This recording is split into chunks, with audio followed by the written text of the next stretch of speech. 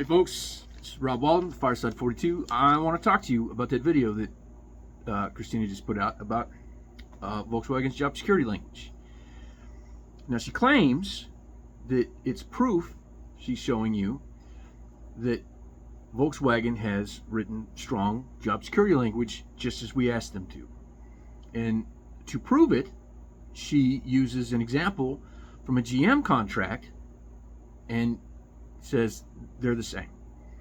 That they virtually are saying the exact same thing, and if UAW, which bargained to that agreement, is satisfied with that language, then they should have no problem being satisfied with what Volkswagen wrote. That's garbage. It's not true.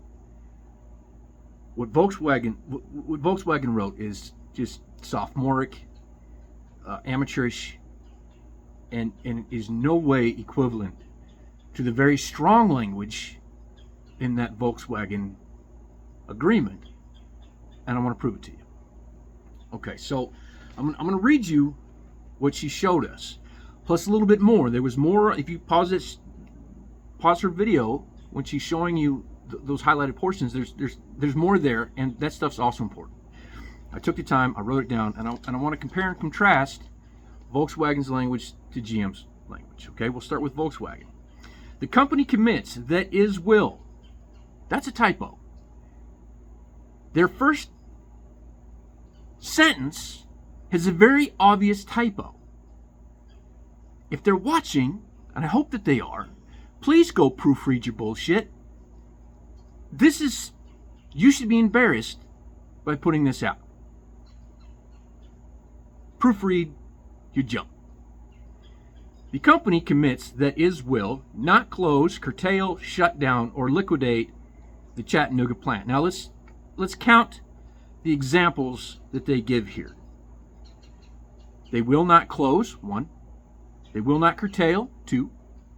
Shut down, 3. Or liquidate, 4, the Chattanooga plant. There's 4 examples of ways that they could do away with our jobs that they list here.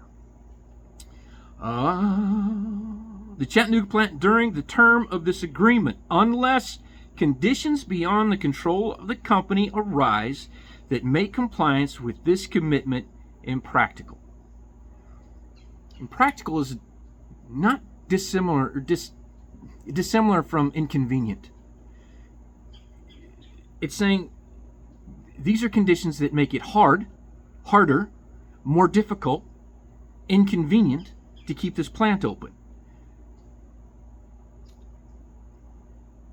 Such conditions include, but are not limited to. Listen, that right there. Conditions include, but are not limited to. That's Volkswagen's get out of jail free card. That's their nuclear option. Those 3 words, not limited to, blow up anything that's written afterwards. That basically gives them permission to say we can come up with any goddamn excuse we want to and we can close this plant. They can call anything impractical. Anything can be described as impractical if you find it makes keeping a plant open inconvenient or more difficult. That makes this commitment a non-commitment. It makes it a bunch of good-sounding words. They're not even that great, but it makes it a bunch of good-sounding words that have zero meaning. They give themselves an out. It's a poison pill right in the contract or right in the language. Are not limited to. And here's some of the examples that they give. Now, take note of how many examples that they give here. 1, significant downturn in the economy that renders the plant unprofitable or unsustainable. The plant's not profitable right now. They don't intend to be profitable for another 2 years. So we're already at risk. We're already in dangerous waters here. They can decide that it's impractical to keep this plant open anytime during our agreement because we're already not profitable. 2, changes in tech that make the plant production methods obsolete or uncompetitive. Now, I'm not sure, and correct me if I'm wrong, but I'm pretty sure that at least 1 or 2 of the meetings that Chuck held, they told us that they were trying to get Volkswagen to commit in writing to not letting this scenario happen. It's not unreasonable for a company to invest in a plant to make sure that its production processes don't become so antiquated, so obsolete, that they can no longer participate or be competitive in a free market. That's job security. Volkswagen is using that as an example to potentially close this plant down. Number 3, market-related volume decline that impacts the plant's viability. We are in a market decline so bad that I've got to go on furlough in about 4 weeks. Listen, this time it's happening to all of us in MEB, but next time it could be MQB guys. It could be you that's getting booted, and maybe forever. In their writing, they are allowed to close the plant for conditions such as the one that's putting me out of a job in 4 weeks. Does that sound like job security language to you? Because it doesn't to me. Then they go on and they talk about natural disasters. And that's as far as I could read. There's probably more shit listed there. But I go back to include but are not limited to. Doesn't matter how much shit they write. They've included everything under the sun. Any reason they want to. This is weak garbage. It's meant to sound like something, but it isn't. It isn't anything.